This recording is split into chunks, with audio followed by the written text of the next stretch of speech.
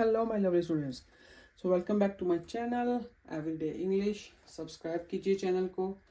ये मेरे चैनल का नेम है एवरीडे इंग्लिश। इसमें हम आइल्स पे भी बात कर रहे हैं, आइल्स की स्ट्रेटजीज, टिप्स एंड ट्रिक्स, क्या कीज हैं, क्या रूल्स हमें फॉलो करने हैं वहाँ पे to achieve high band which is the band 9, 8 according to your preference. अगर आप 7 तक जाना चाहते हैं तब भी ठीक है, but that's also a high number, so I mean above 6, ठीक है। Okay, so this is my channel। यहाँ पे आपको सिंपल इंग्लिश भी मिलेगी, आपको आइल्स भी मिलेगा, आपको वोकेबुलरी भी मिलेगी, ग्रामर के रूल्स पे भी हम बात करेंगे and a lot of things and many many many many more. So like कीजिए वीडियोस को, शेयर कर दें, नोटिफिकेशन को ऑन कर लें, कमेंट्स में आप लिखें अगर आपको कोई कंसर्न है, अगर आपको कोई क्वेश्चन है और कोई चीज़ अगर आपको बॉदर कर रही है related to English. So I am here, a message away. सो कमेंट्स में मुझे लिखिएगा कि आपको कहाँ पे हेल्प चाहिए, आई विल हेल्प यू, ठीक है जी। सो आज कुछ वोकेबुलरी के वर्ड्स थे जो I feel like I have to share with you also. So यहाँ पे हम कुछ वर्ड्स पे आज बात करेंगे। ये भी सब C1, C2 लेवल की वोकेबुलरी है। किसी को कोई डाउट हो तो वो जाकर कैम्ब्रिज डिक्शनरी बहुत हेल्पफुल है। कैम्ब्रिज डिक्शनरी पे जाके आप एवरी वर्ड जो भी आप वहाँ पे इनपुट कर रहे हैं उसका आप लेवल चेक कर सकते हैं कि वो किस लेवल का वर्ड है। और मैं ये बोलूँगी कि आप कैम्ब्रिज डिक्शनरी की हैबिट बना लें प्लीज़। इसको आप अपनी रूटीन में लें, कोई भी वर्ड हो, ठीक है जी, तो उसमें आप जाके उस वर्ड को ऐड करें और उसकी डिटेल को अच्छे से समझें, उसका मीनिंग फाइंड आउट करें, प्रोनाउंसिएशन एवरीथिंग आपको US UK दोनों की प्रोनाउंसिएशन मिल जाएगी, ठीक है जी। Okay, so let's start the video. So पहला वर्ड होएगा आज हमारा जी इररिस्पेक्टिव। रिस्पेक्ट से निकला है ये, रिस्पेक्ट से ये निकला है irrespective. This is an adverb. Green में मैंने मीनिंग लिखे हैं। इसका मीनिंग है विदाउट कंसिडरिंग समथिंग, ठीक है।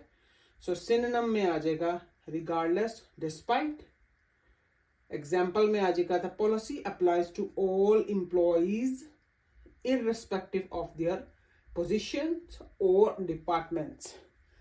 Very simple, very easy word है कि बगैर किसी चीज की परवाह किए और बगैर किसी चीज का आप ये कह लें कि डिफरेंस किए बगैर, I will say like difference, बगैर किसी चीज का डिफरेंस किए आप जो पॉलिसीज अप्लाई की गई हैं वो सारे एम्प्लॉयज के लिए हैं, ठीक है जी।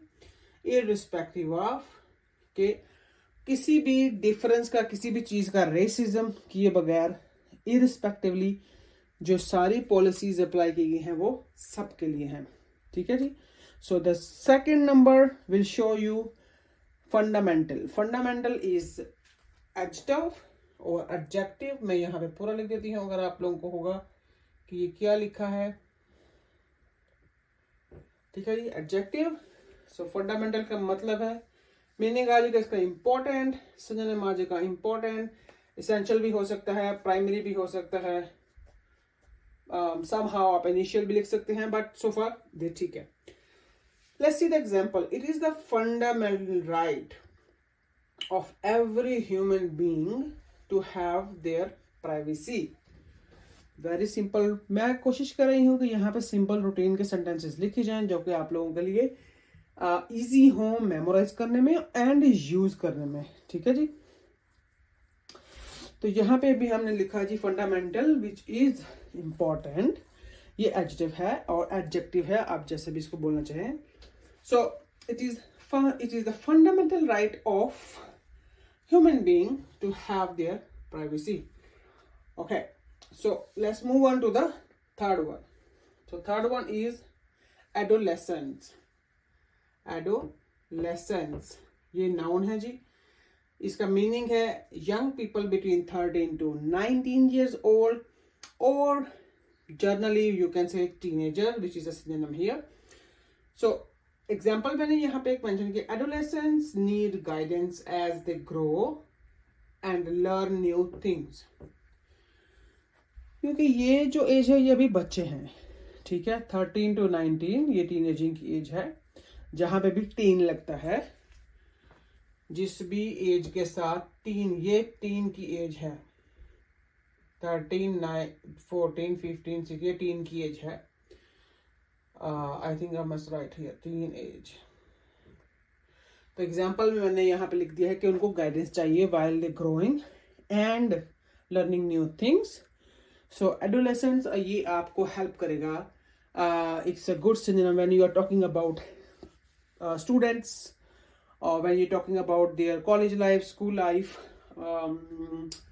or somewhere in university also, yeah.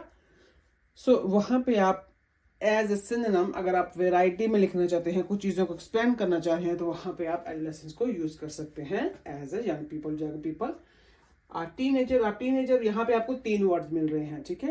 Adolescent, young people, teenagers, 1, 2 and 3, ठीक है जी। तो इसी तरह से ये इंग्लिश जो है वो बिल्डअप होती है, वर्ड्स बिल्डअप होते हैं। नंबर 4 पे आ जाए जी। नंबर 4 पे जी हमारा accountable. Accountable is also an adjective और एडजेक्टिव, जैसे भी आप कहें। इसका मीनिंग है responsible for your actions. So synonym आएगा responsible, answerable, liable. Students are accountable for completing their homework on time. Very simple, very easy to use, very easy to memorise, very easy to write. और क्या चाहिए आप लोगों को? इतनी चीजें easy करके मैं समझा भी रही हूँ, बता रही हूँ।